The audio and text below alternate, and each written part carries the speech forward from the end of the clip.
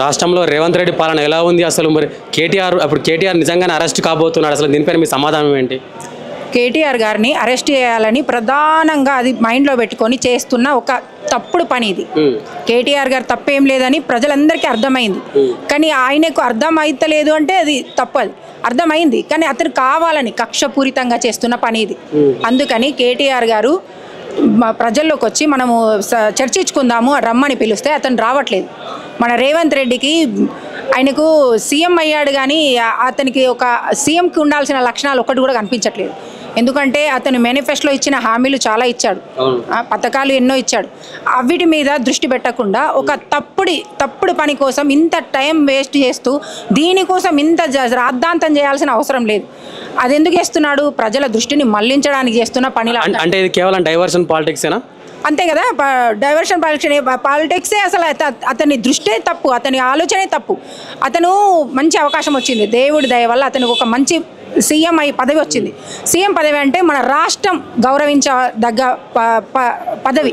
అటువంటప్పుడు అతను చేయాల్సిన మంచి పనులను పక్కన పెట్టి ఎంతసేపు వీళ్ళ మీద పడి ఏడవడం, వీళ్ళని తప్పు మాటలతో, అదేం భాష అండి, చిల్లర భాష మాట్లాడి ప్రజల్లో ఎక్కడ ఆయన ప్రజల హృదయాల్లో దిగజారిపోయాడు అటువంటి మాటలు మాట్లాడి.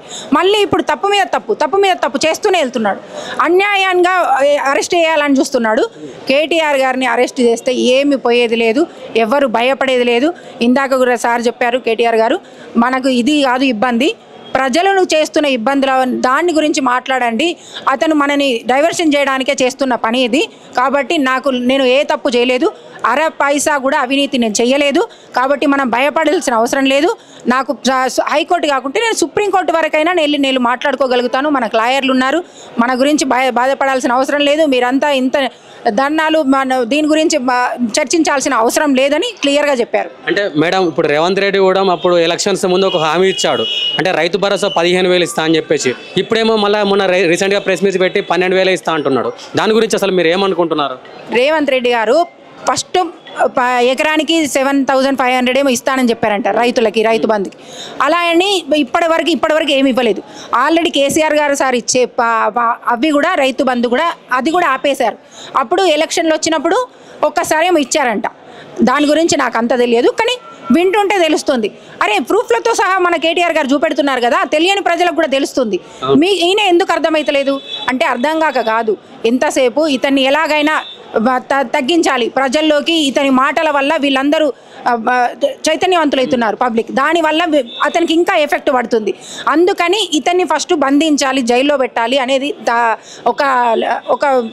ఒక పని చేస్తున్న పని తప్ప దాంట్లో అర్థం ఏమీ లేదు. అండ్ ఇప్పుడు మొన్న 15,000 ఇస్తా అన్న మాటకి 12,000 ఎందుకు ఇస్తున్నాడు? అండ్ 12,000 కూడా ఎందుకు ఇస్తున్నాడు? మన కేటీఆర్ గారు గట్టిగా అడగడం వల్ల ఆ మాత్రము ఇవ్వడానికి ముందుకొచ్చాడు. ఇంకా ఇవ్వలేదు, ఇస్తాడంట. అంటే ఇప్పుడు మళ్ళీ ఎలక్షన్లు వచ్చేది ఉంది కాబట్టి మళ్ళీ కాంగ్రెస్ని నమ్మించడానికి చేస్తున్న ఒక పథకం ఇది, అంతే తప్ప దాంట్లో ఏమీ లేదు. మేడం, ఒకవేళ నిజంగానే కేటీఆర్ అరెస్ట్ అయితే మీరు మీ బీఆర్ఎస్ కార్యకర్తలు అసలు ఏం చేయబోతున్నారు? తర్వాత కార్యాచరణ ఏంటి అసలు? కేటీఆర్ గారిని అరెస్ట్ చేయడమే ప్రధాన ధ్యేయంగా పెట్టుకున్న మనిషి. ఒక మనిషి నచ్చినప్పుడు అతను ఏం చేసినా తప్పే కనబడుతుంది.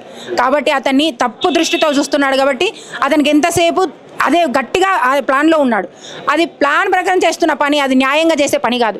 కానీ న్యాయం అనేది ఎప్పటికైనా గెలుస్తుంది. అన్యాయం అనేది కొంచెం లేట్ అయినా అది ఎప్పటికైనా నిలబడదు. కాబట్టి న్యాయమే గెలుస్తుంది. ఇప్పుడు తాత్కాలిక ఆనందం కోసం ఆయన లోపట్లో వేసినా కూడా ఆయన మళ్ళీ బయటకు వస్తారు. మా కార్యకర్తలందరూ అతనికి ఎప్పుడూ సపోర్ట్గా ఉంటాము. అతని కేటీఆర్ గారిని అరెస్ట్ చేయడం కాదు, అతను ప్రశ్నించే గొంతును అరెస్ట్ చేస్తున్నాడు. దానివల్ల అక్కడే ఆగిపోదు. ఇంకా ప్రజా కార్యకర్తలందరూ చాలా చాలా చైతన్యవంతంగా ఉన్నారు. ప్రతి తప్పుని నిలదీసి అడిగేందుకు సిద్ధంగా ఉన్నారు. అతను ఎందరిని జైల్లో వేసినా ఏం చేసినా కూడా అడిగే గొంతు ఆగదు. అండ్ అతను చేసే పనులకు ఎప్పుడు కూడా ఎవరు సపోర్ట్ చేయరు. అతను వచ్చిన అవకాశాన్ని సద్వినియోగం చేసుకోకుండా పిచ్చి పనులకు టైం వేస్ట్ చేస్తున్నాడని నా ఉద్దేశం. అంటే ఇప్పటి వరకు అయితే ఇచ్చిన హామీలు ఏవి పూర్తిగా నెరవేరలేదు. ముఖ్యంగా రైతు భరోసా అయినా సరే, లేదు రైతు రుణమాఫీ అయినా సరే, దాదాపుగా ఒక 70% రైతులకే రైతు రుణమాఫీ జరిగింది. దాని గురించి ఏమంటారు అసలు? అది కూడా ఎందుకు జరిగింది? ఇలా ప్రశ్నిస్తున్నారు కాబట్టే ఆ మాత్రం చేయగలుగుతున్నాడు. అసలు అతను ఈ బీఆర్ఎస్ పార్టీ ఉన్నప్పుడు అప్పులైంది అంటున్నాడు కదా, అప్పులు దేనికైంది? ఎందుకు వీళ్ళు వాళ్ళ ప్రైవేట్గా వాళ్ళ వ్యక్తిగతంగా ఏమైనా వాడుకున్నారా డబ్బులు? నీ దగ్గర ఏమైనా ఆధారాలు ఉన్నాయా? నువ్వు ఆ మాట ఎలా చెప్తావు? నువ్వు ఆల్రెడీ మోసం చేసి తప్పు హామీలు ఇచ్చి అబద్ధపు మాటలు చెప్పి అబద్ధపు హామీలు ఇచ్చి దేవుడి మీద ఒట్లు పెట్టి అబద్ధపు ఒట్లు పెట్టి గెలిచిన వ్యక్తివి. నీ మాటకి ఈరోజు పబ్లిక్ ఎవ్వరు నేను నమ్మరు. కాబట్టి నువ్వు ఏదైనా మాట్లాడాలనుకున్నప్పుడు ప్రెస్ మీట్ పెట్టి అందరి ముందు ఇక దీనివల్ల ఇంత నష్టం వచ్చింది, వీళ్ళు ఇంత బాకీ చేశారు, మన రాష్ట్రానికి ఇంత ఆపదలు పెట్టిపోయారు అనే మాట చెప్పడానికైనా అతను ఒక ఆధారాలతో వస్తే కొంచెమైనా ప్రజలు నమ్మడానికి చూస్తారు. అదేం చేయకుండా ఎంతసేపు నేను చేస్తున్నా, వీళ్ళు ఆల్రెడీ అప్పు చేసిపోయినరు, నేను ఇది చేస్తున్నా అది చేస్తున్నా అంటే నువ్వు వాళ్ళు అన్ని సంవత్సరాలు చేసిన దాంట్లో అప్పు చేసిందంటే వాళ్ళు చూపిస్తున్నారు. మేము ఇది అభివృద్ధి చేసాము, ఈ పనులు చేసాము, దానివల్ల మాకు ఇంత అప్పు అయిందని చూపిస్తున్నారు. నువ్వు ఏం చేసావని ఇన్ని కోట్ల అప్పు అయింది? ఇప్పుడు వచ్చి సంవత్సరం కాలేదు, ఇంత అప్పు ఎలా చేస్తావు అంటే నిన్ను అడిగే వాళ్ళు లేరనా? నువ్వేం చేస్తుందా చెల్లుతుందనా? అదేం కుదరదు.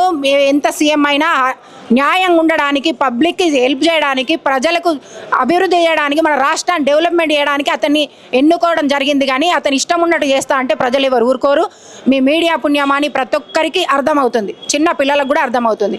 కాబట్టి అతను ఏం చేసినా కూడా కొన్ని రోజులు ఆనందపడతాడేమో లోపలేసి, కానీ ఆ ఆనందం ఎక్కువ కాలం నిలవదు. ఎందుకంటే నీతి నిజాయితీ ధర్మం అనేది ఒకటి ఉంది, అదే గెలుస్తుంది. కొంచెం టైం పడుతుంది. మా కేటీఆర్ గారు ఒకవేళ లోపలికి వెళ్ళినా కూడా అతను ఏం భయపడట్లేదు, మేము ఎవ్వరం భయపడట్లేదు. జైలుకి వెళ్ళిన వాళ్ళందరూ సీఎం అవుతారని మేము ఇంకా హ్యాపీగా ఫీల్ అవుతున్నాం. Thank you ma'am.